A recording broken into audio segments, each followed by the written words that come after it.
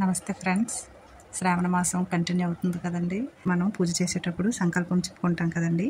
ఆ సంకల్పము అసలు రోజు సంకల్పం చెప్పుకోవడం తప్పనిసరా, అదొక విషయాన్ని తెలియచేసుకుందాము. అలాగే నోములు, భార్య నోములు చేస్తుంది కదండి, ఆ పుణ్యఫలం భర్తకు కూడా వస్తుందా, దాని గురించి కూడా మనం చెప్పుకుందాం. ఇంకా ఏంటంటే ఉద్వాసన, అంటే నిత్య పూజల్లో ఉద్వాసన ప్రస్తావన ఉంటుందా లేదా అనేది కూడా మనం తెలుసుకుందాం. ఇంకా ఏంటంటే ప్రత్యేకమైన పూజలు వ్రతాలు చేసేటప్పుడు మనం చేతికి తోరణం కట్టుకుంటాం కదండి. ఆ తోరణము ఏ ఉద్దేశంతో మనం కట్టుకుంటాం, దాని గురించి కూడా తెలియచేసుకుందాం. అయితే పూజలో దేవునికి దూదితో చేసిన వస్త్రాన్ని సమర్పిస్తాం కదండి, అది ఎందుకు, ఎలా సమర్పించుకోవాలని కూడా మనం మాట్లాడుకుందాం. నిత్య దీపారాధన, అలాగే ఈ శ్రావణంలో ప్రత్యేకించి పూజలు మనం చేసుకుంటాం కదండి. ఈ రాగి చెంబుతో నీళ్లు నేను పెడుతూ ఉంటాను ఎప్పుడూను. దేవుని దగ్గర ఒక చెంబుని ఉంచేస్తానండి, ఇంకో చెంబుతో నీళ్ళని హారతిచ్చి గుమ్మం దగ్గర పెట్టుకుంటాను కదండి, ఎప్పుడు చెప్పుకునే ఉంటాను. అయితే ఒక మంచి విషయం మాట్లాడుకుందామా ఫ్రెండ్స్. అంతా చెప్పడానికి వీడియోలో పూర్తిగా అవ్వకపోవచ్చు, కొన్ని విషయాలు చెప్పుకుందాం. నెక్స్ట్ వీడియోలో మరికొన్ని చెప్పుకుందామా ఫ్రెండ్స్. మొదటిగా సంకల్పం గురించి మాట్లాడుకుందాం. సంకల్పము చెప్పాకే ఈ పూజ అయినా ప్రారంభించాలని అంటారు కదండి. అసలు రోజు సంకల్పం చెప్పుకోవడం తప్పనిసరా అని మనకి డౌట్ వస్తుంది. అంటే వికల్పం అంటే ఆటంకం, మనం చేసే పనికి విఘ్నం కలగడం అన్నమాట. అందుకే ఏదైనా పూజను ప్రారంభించే ముందు ఏ అడ్డంకులు రాకుండా మనం నిర్విఘ్నంగా సాగాలని త్రికరణ శుద్ధిగా సంకల్పించడమే ఈ సంకల్పం యొక్క ముఖ్య ఉద్దేశ్యం అండి. అసలు కల్పము అంటే కాలము, విధానము అని అర్థాలు ఉంటాయండి. అయితే సంకల్పాల్లో నిత్య సంకల్పము, లఘు సంకల్పము, మహాసంకల్పము అనేవి ప్రసిద్ధి అండి. నిత్య సంకల్పంలో మళ్ళీ 3 రకాలు ఉంటాయండి. అవి ఏంటంటే దేశ, కాల, స్థలం స్మరణలు అన్నమాట. శుభశోభనే ముహూర్తే, ఇందులో మనకి తిథి, వార, నక్షత్ర ప్రస్తావనలు ఉంటాయి కదండి, కనుక వాటిని చెప్పుకోవడం తప్పనిసరండి. అయితే మనకి నిత్య సంకల్పంలో వ్యక్తిగత వివరాలతో పని లేదండి. గోత్రాలు, నామధేయాలు, ధర్మపత్ని సమేతస్య అంటూ చెప్పుకుపోయినా తప్పేం కాదు. అయితే లఘు సంకల్పాన్ని ప్రత్యేక పూజల్లో చెబుతారండి. ఇందులో గోత్రము, కుటుంబ సభ్యుల నామాలు ఉంటాయి. పెళ్ళి, ఉపనయనము వంటి విశేష సమయాల్లో మహాసంకల్పాన్ని చెప్పిస్తారండి. ఇలా 3 రకాలుగా సంకల్పాలు మనం తెలుసుకున్నాం. అలాగే భార్య పూజిస్తే పుణ్యఫలము, అదే నోములు అవి చేస్తుంటారు కదండి, భర్తకి వస్తుందా? తప్పకుండా వస్తుందండి. పగలు రాత్రి ఉన్నట్టే భార్యాభర్తలు ఇద్దరూ భాగస్వాములే కదండి. అందుకే ఆదర్శవంతమైన గృహము అంటారు. భార్య గృహిణి అయితే భర్త గృహస్థు. భార్య చేసే వంట కూడా ఓ రకమైన పూజే అంటుంది ధర్మశాస్త్రం. భర్త దేవతారాధన చేస్తే భార్య అందుకు కావలసిన నైవేద్యంతో సహా అన్నీ సమకూరుస్తుంది కదండి, అది పూజలోనే భాగమే అవుతుంది. భార్య చేసే పూజల్లో అధికంగా వ్రతాలు, తులసి ఆరాధనలు, నోములు అధికంగా ఉంటాయి కదండి.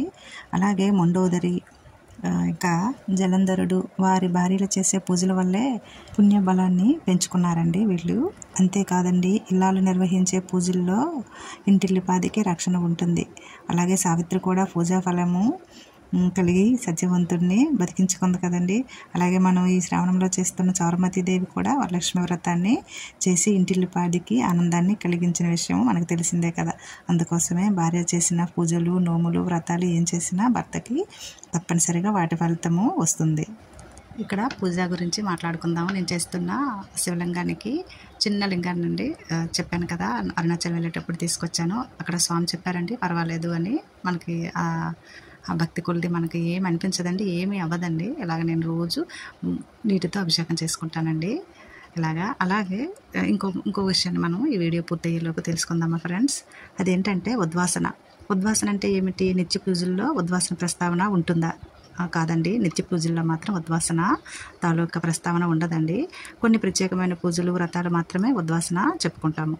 మనం ఆహ్వానించిన దైవాన్ని భక్తితో అర్చించిన అనంతరము మర్యాదపూర్వకంగా వెళ్ళిరండి అనే ఉద్దేశం అండి ఈ ఉద్వాసన ప్రస్తావన. అంటే మీ రాక మాకు చాలా ఆనందాన్ని ఇచ్చిందండి, వీళ్ళు చూసుకుని మళ్ళీ మా ఇంటికి రండి స్వామి అని చెప్పడమే ఈ ఉద్వాసన ఉద్దేశం. ఉద్వాసన చెప్పిన కాసేపటి తర్వాత వ్రతము, మంటపాన్ని, పూజ వేదికను మనం ఎప్పటిలానే సర్దుకోవచ్చండి. అదండి ఉద్వాసన అంటే. సత్యనారాయణ వ్రతాలు, నోములు ఇలా పూజలు చేసేటప్పుడే ఈ పద్ధతి అనేది ఉంటుందంట. ఇలా మనం చాలా విషయాల్ని తెలుసుకుందాం. నేను తెలుసుకొని చదివే మీకు తెలియజేస్తున్నానండి. నాకు తెలిసింది మీకు తెలియజేస్తే మీరు కూడా కొంత తెలుసుకుంటారు కదా అనే ఉద్దేశంతో నేను ఇలాగా చెప్తున్నానండి.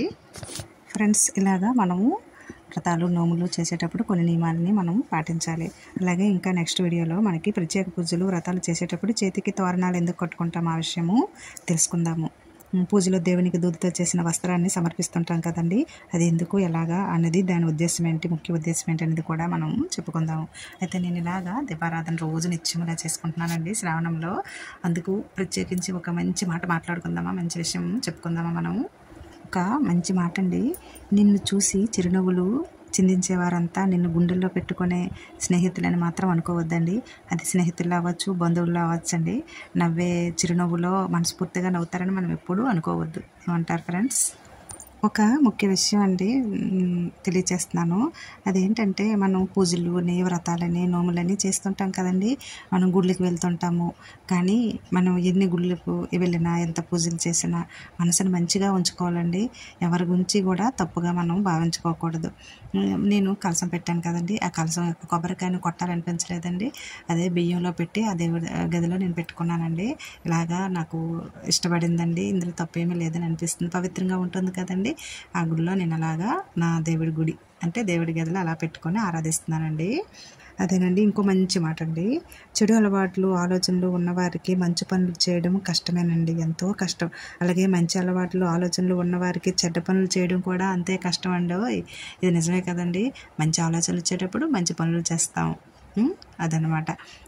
మంచి వాళ్ళు చెడ్డవాళ్ళుగా ఉండాలన్నా కష్టమే, చెడ్డవాళ్ళు మంచి వాళ్ళుగా ఉండాలన్నా కూడా కష్టమేనండి. అది మనసులో ఉంటుంది. చెప్పాను కదండి ఒక మాట, చిరునవ్వులో మాత్రం ఉండదు. ఆ చిరునవ్వులో ఎన్నో రకాలుగా ఉండేవారు కూడా ఉంటారండి. మనం ఎవరి మీద ఎక్కువ హోప్స్ పెట్టుకోవద్దు, ఎవరి గురించి ఎక్కువగా ఆలోచించద్దు. మన ఆరోగ్యము మనము చక్కగా పూజలు దీపారాధనలు చేసుకుంటూ ఉందాం. ఇక్కడ ఇంకో విషయం అండి, ఇక్కడ ఒక అమ్మాయి దీపారాధన చేసుకుంటుందండి. ఇక్కడ నా చిట్టి తల్లండి బర్త్డే రోజు ఇలా దీపారాధన చేసుకుంది. ఓకే ఫ్రెండ్స్, వీడియో నచ్చితే లైక్ సబ్స్క్రైబ్ చేసుకుంటారు కదా ఫ్రెండ్స్.